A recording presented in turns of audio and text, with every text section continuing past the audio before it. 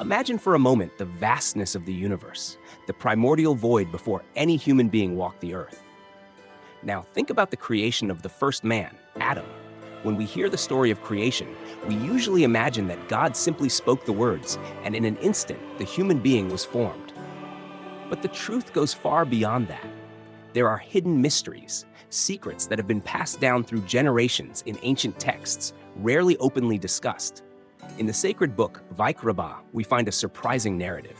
The creation of man was a process, an event that unfolded slowly, hour by hour, on the sixth day. The creation of Adam was not an instantaneous act, but rather a divine journey of planning and execution. Every step, every decision carried deep meaning.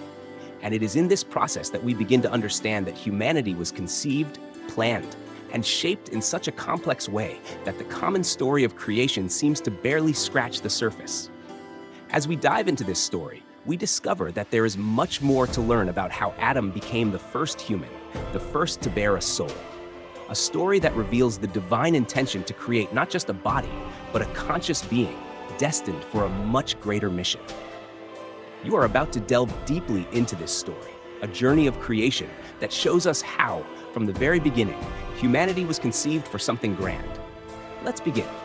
Now close your eyes for a moment and try to imagine the second part of the sixth day of creation. God, the creator of all, is about to take the next step.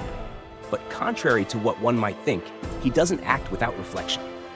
In this moment, something curious happens. God consults with the angels.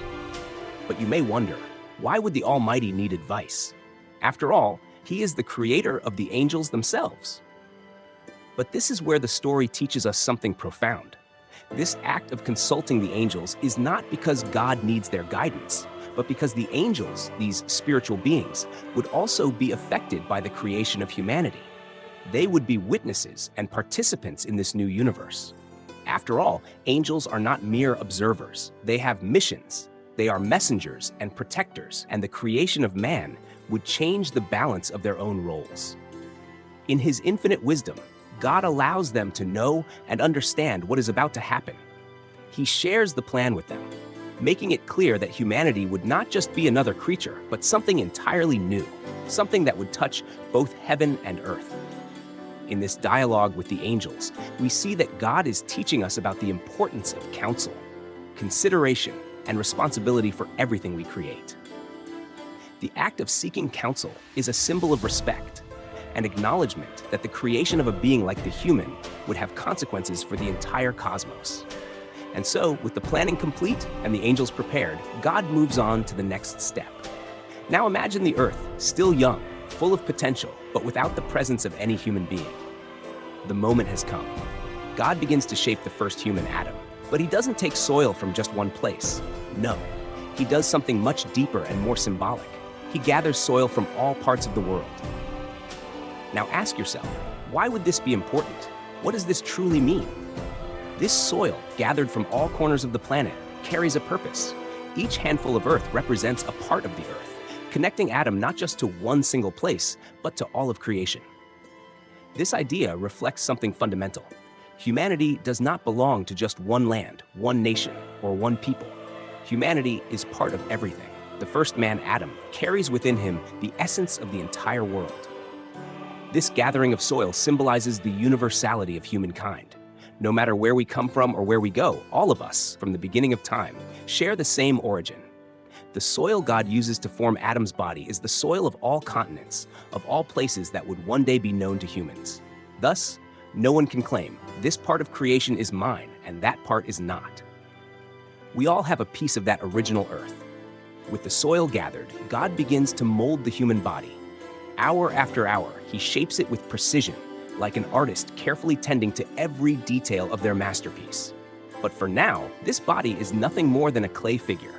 It is physically complete, but it still lacks the final touch, something that only God can give, and that will come soon. This moment is not just about the creation of a body, but about the connection of humanity with the earth itself, with the universe, and with all beings that would one day exist. Adam's body, formed from the soil of the whole world, is ready to receive something far more precious: the soul that will make him truly alive. Now, Adam's body is formed. shaped by divine hands, made from the soil that came from all corners of the world. But something essential is still missing, something that distinguishes humans from all other creatures. At this moment, Adam's body is just an empty form, a vessel awaiting the spark of life. It is at this moment that God does something extraordinary. He bends over his creation and, in an intimate and powerful gesture, breathes his own essence into Adam's body. This is not just the breath of ordinary life, it is the soul, the nephesh that comes directly from God. With this, the clay is transformed, the lifeless body awakens, and man breathes for the first time. But what does this soul mean? What makes this divine breath so special? Here, we understand the fundamental difference between humans and all other creatures. When God created the animals, the plants, and the beings of the sea, he made them alive, yes, but none of them received this divine breath. The soul that God gives to Adam is unique. It is not just a vital force like that of animals, which merely keeps the body in motion. It is much more. It is a conscious soul, a soul with the capacity to connect with the divine, to make moral choices, to perceive good and evil, and to have a destiny beyond this world. This is the moment when Adam truly becomes human. He is no longer just a clay figure. He now has an immortal soul, a spirit that reflects the image and likeness of God. This soul makes Adam a special being, capable of understanding, creating, loving, and having faith. And it is this same breath of life that, according to this narrative, we all inherit. Every human being carries within them this same soul, this same breath that directly connects us to the Creator. In this instant, the creation of the first human is complete, not just physically, but spiritually. Now, Adam is ready for his mission, ready to live in the Garden of Eden, and ready to face the greatest challenge that is yet to come. With his body formed and his soul infused, Adam is not just a living being. He is now a conscious creature, full of purpose. And for this new existence, God offers him a very special home, the Garden of Eden. Imagine a place beyond human comprehension, a paradise where the divine presence is clear and tangible, where peace and harmony reign, and where everything needed for life is readily available. Adam is placed in this garden not just to enjoy its fruits, but with a clear mission. God instructs him to tend to Eden, to care for creation, but with one specific warning. Of every tree in the garden you may freely eat, but of the tree of the knowledge of good and evil you shall not eat. Simple, right? It seems like a single rule amidst so many blessings. But why this prohibition? Why this particular tree? This is where the test begins. The tree of the knowledge of good and evil represents something deeper than just a forbidden fruit. It is the point of choice. Up until this moment, Adam lives in a state of purity, immortal and free from inner temptation. Evil, wrongdoing, all of that is outside his being. But the tree is the gateway to something greater. If Adam were to eat of the fruit, he would not only gain the knowledge of good and evil, but would also open the door to mortality and inner temptation. God knew that by placing this tree there, Adam would face a crucial decision: to obey the divine command and remain pure, or to defy that command, and in doing so, transform both himself and the world around him. This was not a simple choice between eating or not eating. It was a choice between maintaining immortality and purity, or opening himself to the challenge of human existence as we know it today. A life of struggle between good and evil, mortality, and the constant search for redemption. At this moment, Adam is still immortal. He lives in a state of perfect harmony, but everything can change in an instant. Temptation lingers in the air, and the test of his destiny lies before him. The fate of all humanity depends on his decision, but what he does not yet know is that this choice will bring consequences that will echo for all eternity. The stage is set. In the center of the Garden of Eden, surrounded by the beauty and abundance of divine creation, Adam faces a choice. And then something happens. The serpent, an enigmatic figure believed by many to be a manifestation of evil, enters the scene. It approaches Eve and begins to question the divine command. Did God really say you must not eat from the tree of the knowledge of good and evil? Eve, intrigued, looks at the fruit. The serpent, with its cunning words, continues, "You will not die. On the contrary, when you eat from it, your eyes will be opened, and you will be like gods, knowing good and evil." The temptation, which had been external until now, begins to seep into the minds of Adam and Eve. Eve takes the first step. picks the fruit, and eats it. Soon after, she offers it to Adam, who also gives in to temptation. In that moment, everything changes. It is not the taste of the fruit that alters the fate of Adam and Eve, but the act of disobedience. By eating the fruit, they not only disobey God's command, but also absorb within themselves the knowledge of good and evil. What had previously been outside their nature now becomes a part of them. Evil, once external, enters their being. Suddenly, reality begins to reveal itself in a different way. They look at each other and realize something new. They are naked. But this nakedness is not just physical. It is a metaphor for their awareness of vulnerability, their error, and the spiritual separation that has just occurred. With this, the consequence of their choice becomes inevitable. God, aware of what has happened, seeks them out in the garden. For the first time, Adam and Eve feel shame and fear, and they hide. God calls to them, and they, ashamed, confess what they have done. "Have you eaten from the tree that I commanded you not to eat from?" God asks. Adam tries to justify himself, blaming Eve. Eve, in turn, blames the serpent. But the sin has already been committed. Disobedience has brought evil into the world, and with it, mortality. In his justice, God banishes them from Eden. They can no longer live in paradise. The immortality that was once their inheritance now slips away. Adam and Eve are sent out of the garden to a land of hard work, pain, and death. Eden, with its perfection and divine closeness, is closed to them. From now on, their lives will no longer be ones of easy harmony, but of toil and suffering.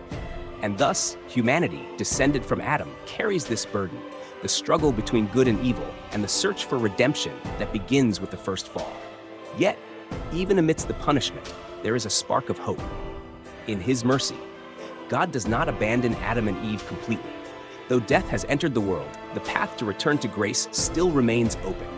But now, it will be a much more difficult journey, a journey that begins with the exile from Eden. Adam and Eve, now expelled from the Garden of Eden, are faced with a new reality. Immortality, once guaranteed, has been taken from them. Paradise, where the presence of God was constant and tangible, has become only a memory. But what many wonder is, why then does the text say that Adam was absolved? How can someone who disobeyed God, who introduced evil into the world, be considered innocent in some way? Here, the story takes on unexpected depth. Adam's judgment was not just an act of punishment. Yes, he was expelled from Eden. Yes, he lost his immortality. But at the same time, something more was happening. God, in his judgment, did not act with wrath or eternal condemnation. On the contrary, he offered Adam a chance for redemption, a path to correct his mistake.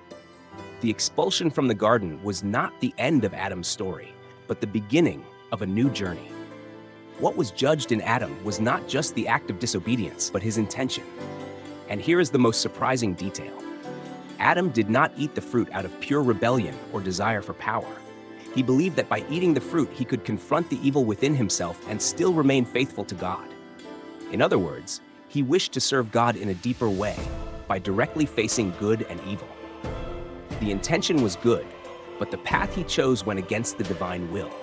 And it is precisely this intention that causes God, in his judgment, not to fully condemn Adam. He made a mistake, yes, but the essence of that mistake was not pride, but the attempt to draw closer to God in a way he thought was right. For this reason, God absolves him in a certain sense. He offers Adam the chance to rectify, to mend what was broken. The expulsion from Eden, then, is not a punishment without hope. It is, in fact, an opportunity. Adam, now in the world outside of paradise, would be confronted with mortality, with hard work, with pain and suffering. But all of this serves a greater purpose, to restore the faith that had been shaken. Life outside of Eden would be one of learning, spiritual growth, and the pursuit of redemption. God did not desire Adam's fall, but he knew that through this experience, Adam and all of humanity would learn the importance of faith, obedience, and repentance. What seems like a punishment is, in fact, a path to redemption. Thus, Adam's absolution does not mean that he was without consequences. It means that even in the midst of the fall, God offered a way back. Adam would have to work, struggle, and believe, but the door to reconciliation with the divine was never fully closed. And so we come to the end of Adam's journey, but not the end of the story. For the truth is that Adam's story is, in many ways, our own story. The expulsion from the Garden of Eden was not an act of definitive condemnation, but the beginning of a new stage for humanity. And this stage is marked by a powerful word: redemption. When Adam was expelled, he was placed in a world where good and evil are intertwined, where every choice matters, and where life is no longer simple and immortal, but filled with challenges, suffering, and labor. Yet these challenges are not merely punishments. They are opportunities. Opportunities to rebuild faith, to reaffirm trust in God, and to rectify the mistake that was made in Eden. The life that Adam and Eve, and by extension all of us, received outside of paradise is a life of mission. The mission to find, amidst difficulties, the divine presence, even when it is hidden. The mission to elevate the good within ourselves and in the world around us, even when evil tries to distract us. And above all, the mission to restore the connection that was broken in the garden, the connection between the human and the divine. The expulsion from Eden brought mortality. It is true. Now death is part of the human journey. But as Adam shows us, death is not the end. It is a transition. The soul that God breathed into man is immortal, and even after the body returns to the earth from which it was formed, the soul continues, eternally linked to the source of all life. And therein lies the hope. Adam's story is the story of all of us. We are constantly challenged to make choices between good and evil, to keep our faith alive, even when God's presence is not as evident as it was in Eden. But, like Adam, we are also absolved when we seek redemption with sincerity and faith. Eden may seem distant, but the path to reconciliation is always before us. Every act of faith, every choice for good, brings us a little closer to rectifying the original mistake. And the final lesson that Adam's story leaves us is that even in the midst of our falls, God offers the hand of redemption. No matter how far we may feel from paradise, the divine invitation to return is always present. Thus, Adam, the first human, leaves us a legacy that goes beyond sin. He leaves us the legacy of faith, of struggle, and of the eternal hope that through our actions and our faith, we can walk once again side by side with the Creator.